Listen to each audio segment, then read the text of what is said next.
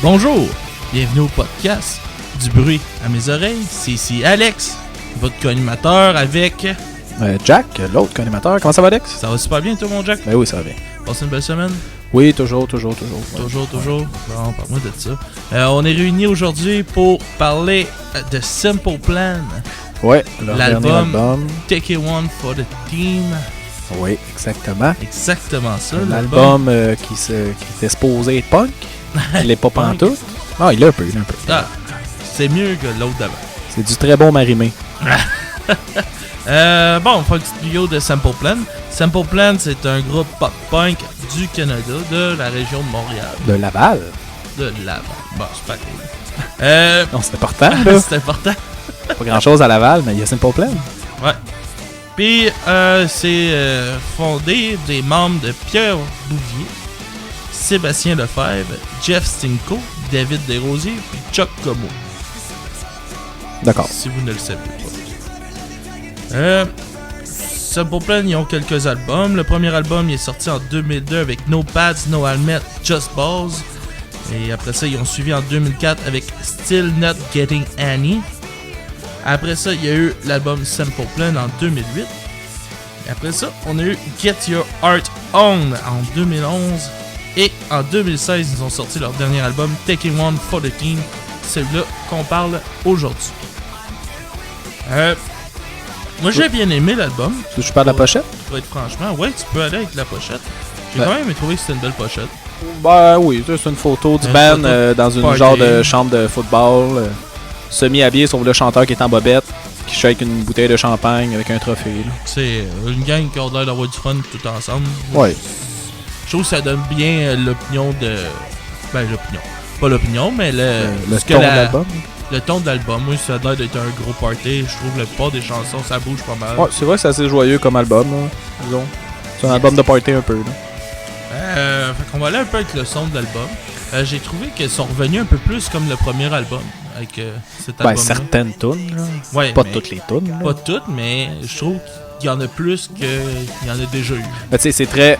Tu sais, eux autres, ils se disent faire du pop-punk. Ouais, ben... C'est pas mal dans cette lignée-là. Ben, disons qu'il y a quelques tunes que c'est plus du punk. Là. Non, il y a des chansons c'est juste du pop, là. Mais on s'entend, c'est leurs chansons qu'on va entendre à la radio. Mais aussitôt que tu sors de ces chansons-là, t'as tout le temps le son plus pop-punk qui sont présents. Ouais, c'est que toujours le petit son punk. Mais disons, depuis le début, c'est-tu la première fois qu'ils font des tunes qui sont, je dirais, pop-punk?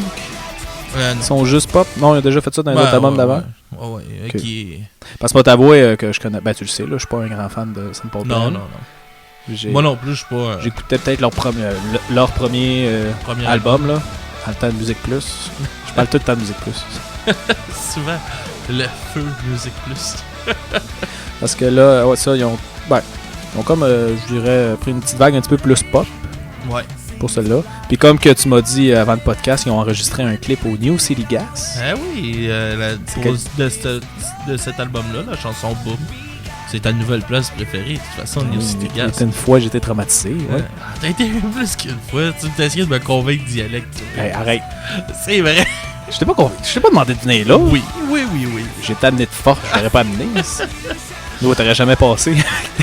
Avec tes tatous pis tes cheveux longs. Il doit en avoir qui n'ont des tatous là-bas avec la gang de douchebags. Ouais. Non, ça c'est sûr. Avec des bouts tribales, là. Il m'aurait pas laissé passer, j'ai pas de tribal. Non, t'as pas assez de tribal. Bon, on va revenir à nos oignons sur l'album de Simple Plan. J'ai trouvé que l'album commence en force avec Opinion Overload. Oui, c'est quand même une bonne toute punk, je dirais. Je pense que c'est une des tunes les plus punk de l'album. Ouais. De l'album. Ça l'ouvre bien l'album. Ça starte vraiment bien l'album, j'ai trouvé. Comme je te dis tout le temps, la première chanson, c'est une chanson décisive pour un album, selon moi. Et il faut que ça donne le ton, faut que ça parte en force. Après ça, il faut le Ben essaie de garder la force de cette chanson-là. C'est souvent là le problème qu'on perd un peu le beat, ça, pour moi. Ouais. Ben, tu sais, je trouvais qu'ils ont comme... sais, t'as comme l'espèce de ligne directrice qui est punk de l'album. Ouais. Mais ils ont glissé des tunes pop à travers, je trouvais, là. Ouais, justement, en l'écoutant, je me suis noté des notes comme ça c'est une punk, ça c'est une tune punk, ça c'est une tune pop, ça c'est une tune très très très pop. Très très très pop qui joue à la radio. Je peux-tu faire une petite mention pour la radio? Je me suis mis une note. Là, oui, ben vas-y. Moi, ça me gosse. Tu sais, comme là, dans cet album-là, on va l'avoir. Elle joue 2 fois la chanson I Don't Wanna Go to Bed. Ouais. T'as la version anglophone, qui est la vraie version, parce que Simple Plan, c'est un bel anglophone. Oui. Puis, il y a la style version française pour qu'elle puisse jouer à la radio au Québec. Oui. C'est-tu de la crise de balle? T'as un band anglo aussi. Si t'as des quotas à faire, là, fais jouer. Il y en a en masse des bands qui chantent en français. Fais-en en jouer, va chercher ta marque. Ouais, mais c'était le choix, eux autres. C'est le groupe qui a fait ce choix-là. Ils ont pas fait la... tordre le bras, là. C'est ça où ils passeront pas. Ben, c'est ça. Puis ils ont choisi de passer parce que c'est un groupe commercial. Moi, ça me fait chier les quotas de la radio québécoise.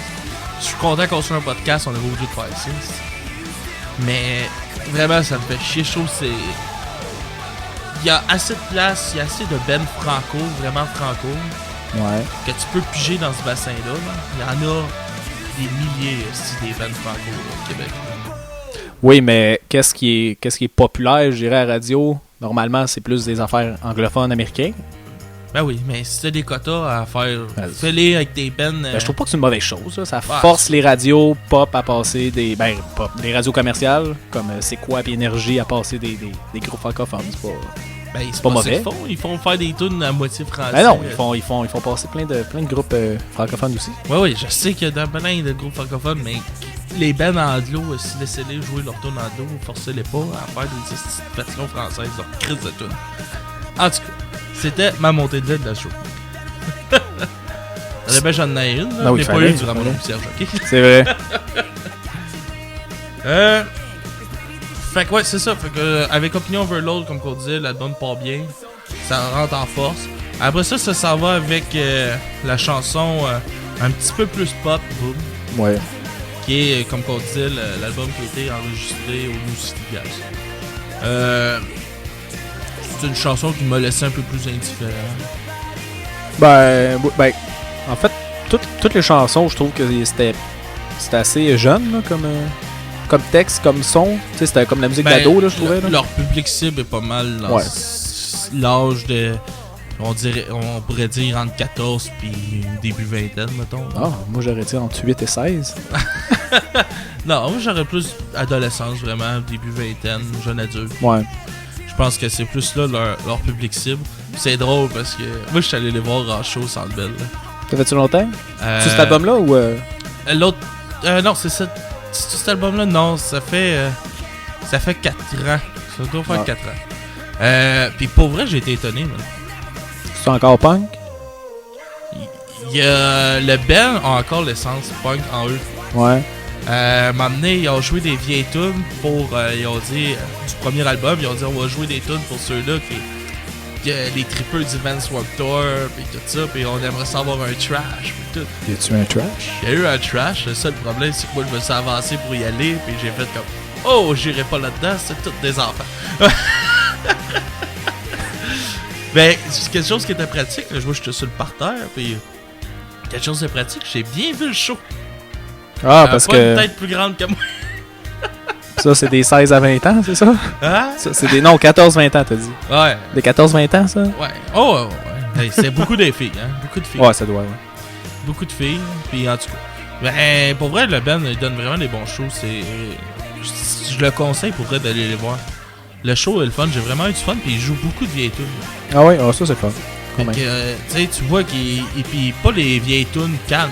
Ils vont aller chercher ceux-là qui bougent le plus. Puis, non, j'ai vraiment aimé ça. Là. Pour vrai, c'est vraiment un bon show. Tu sais, genre, veux pas, même leur tune qui trash le plus, ça reste quand même du pop-punk. Ouais, là. Fait mais tu sais, pop-punk. Dans le sens qu'il n'y a pas une tune qui va être trop violente, genre, pour leur public. Mais pop-punk, là, tu sais, tu vas chercher plein de bands dans le punk-punk.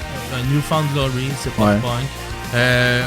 Tu vas avoir, en parlant de Newfound Glory, la prochaine chanson qu'on va entendre. Ouais, Farewell. C'est avec le chanteur Newfound. Ouais. On en parle-tu 2 petites secondes? Parce que ça commence. Ouais, c'est elle qui commence. On va la faire jouer un petit peu. que vous la faire entendre. Et après ça, on va en parler un peu. OK? Parfait. Fait que on ferme les micros puis on vous revient. À tout de suite. After all these wasted nights, I can't pretend that I'm doing fine. I played it back 1,000 times, but now I see it and I realize that the damage is done and it's obvious. We can never go back to the way it was. We're drifting apart and it's killing us. It's killing us.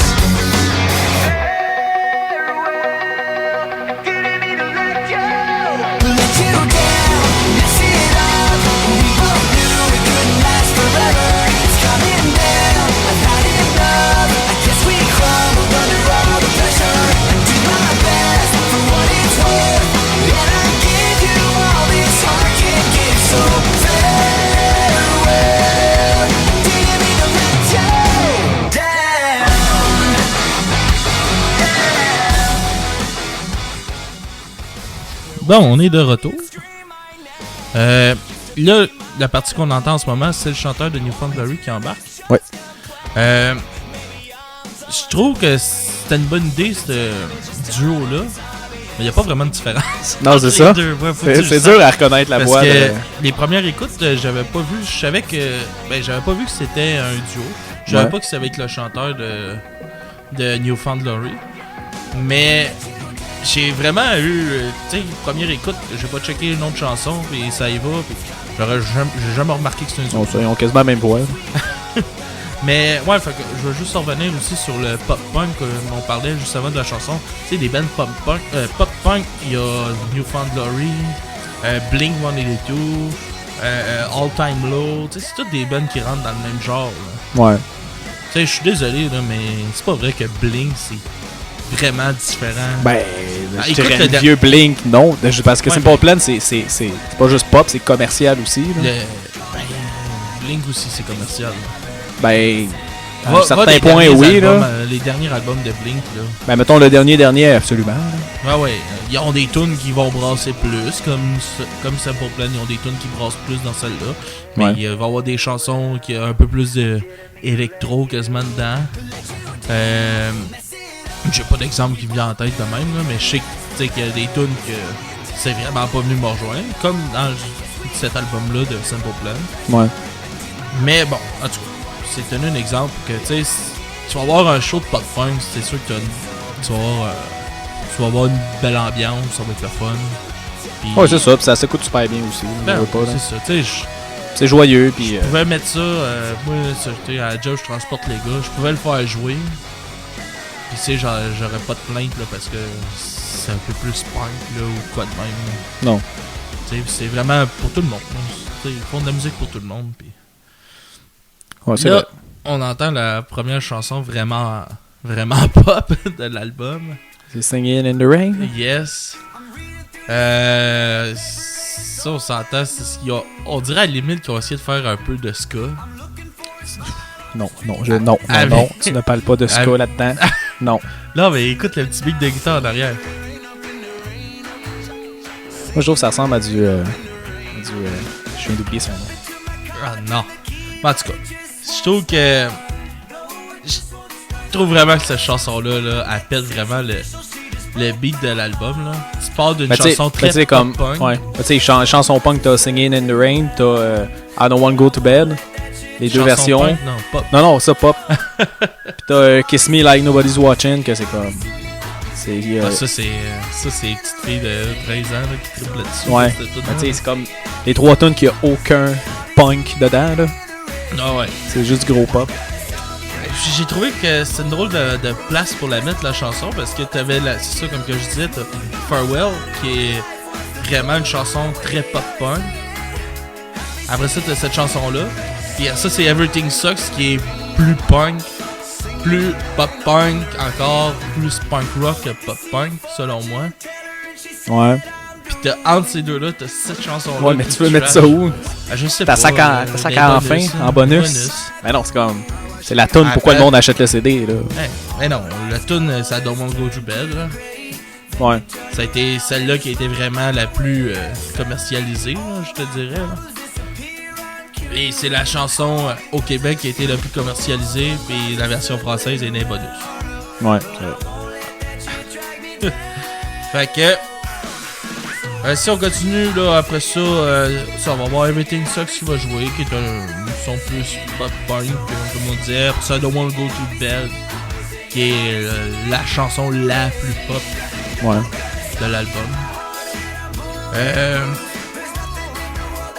Puis ça reste un peu dans ce même beat là. Après ça, t'as les deux autres chansons, I Refuse puis Nostalgique qui vont jouer, qui sont selon moi les deux dernières tunes plus punk rock de l'album. Ouais, après ça devient comme super smooth, puis ça finit avec une tune électro là, où est-ce que t'as une espèce de soft électro là avec Dream About You. Ouais, avec une fille que je sais pas si qui est peut-être connue dans le monde avec de l'électro. Ouais. Sims. Je la connais pas non plus, je sais pas dans quel groupe t'as plus. Je sais pas non plus. Si elle chante solo aussi. Ben, sinon, si on va pour les paroles, les paroles, ouais, ben, j'en ai parlé un peu tantôt, mais je vais continuer. Là. C'est des textes, je trouvais, qui étaient très, très, très adolescents. Ouais. Des textes un petit peu de comme on se rebelle, ou des affaires de peine d'amour, de premier amour, de je m'ennuie de mon ex, des affaires de même. Puis, c'était public cible, je pense, c'est ça. Comme que tu as dit, c'est plus les adolescents. C'est pas très. Adolescents, début. Puis la musique a fait pas mal avec les paroles aussi. Ouais. Puis, sinon, c'est très. Même les textes sont très commerciaux. Ouais. C'est pas des gros textes, puis tu préfères chanter ça par. C'est des chansons qui sont faciles à retenir. Ouais. Mais puis c'est ça qui fait du pop punk que ça pogne. Faut que tu restes dans la simplicité, c'est ça qui pogne le plus. C'est trop compliqué, tu perds le monde. C'est ça, mais tu sais, ça pourrait être des tunes que Taylor Swift ou whatever qui d'autres pourraient chanter là. Ouais, ça reste vraiment dans ce gauge-là, on pourrait dire. Puis, est-ce que je pourrais te demander ta chanson préférée de cet album-là? Ouais, on va pas te le cacher, c'est vraiment pas dans mes cordes, là, cet album-là. Du pop-punk à la base, je trippe pas trop. Mais la tune Nostalgique, j'ai quand même trouvé pas pire. Ça reste du pop-punk. Je trouvais que le beat était quand même différent, assez original, pas trop commercial. Ok. J'ai bien aimé ça. Moi, je te dirais que ce serait plus la chanson I Refuse pour moi. Qui m'a fait, ça m'a fait vraiment penser plus à du Reset que du Simple Plan, des beats plus rapides. Il y a quelques chansons, je trouve, dans l'album qui m'a fait penser à ça, parce que si le monde ne le savent pas, avant Simple Plan, il y avait Reset, qui était un band punk rock, vraiment. Très bon band, ça joue encore aujourd'hui. Je sais que là, cet été, au Rockfest, ils vont être là, formation originale, fait avec les membres de Simple Plan. Ah oui? Ouais, avec Pierre Bouvier, Chuck qui est au drum, puis David Desrosiers qui est à la bass. Donc, d'après moi, ça devrait être quelque chose d'assez intéressant. Ça va. Moi, je vais aller le voir, ça, c'est sûr et certain. Ben, mis à part ça, qu'ils vont être au Rockfest, puis je vais aller les voir. Je trouve que cette chanson-là, puis Opinion Overload aussi, la première chanson de l'album, m'a fait beaucoup penser à ça. Puis c'est une touche que moi, ça m'a plu. Si je te demande ta chanson que t'as le moins aimé de l'album. Là, ça commence à être la routine, je dirais. C'est la tune. Il y a une tune très très très quétaine dans l'album. Ok. Qui est Perfectly Perfect, qui parle à quel point il est en amour avec sa blonde, puis à quel point que sa blonde est parfaite. Ouais. Puis j'ai même pas capable de l'écouter au complet. C'est beaucoup trop quétaine. Fait que celle-là, je la skip tout le temps. Bon, ok. Moi, c'est I Don't Wanna Go to Bed. La chanson qui a essayé de faire commercialiser l'album. Ouais. Je trouve que c'est vraiment pop, puis ça m'a vraiment pas rejoint. Fait que, ça va être ça pour moi. Je te demanderais ta note de l'album.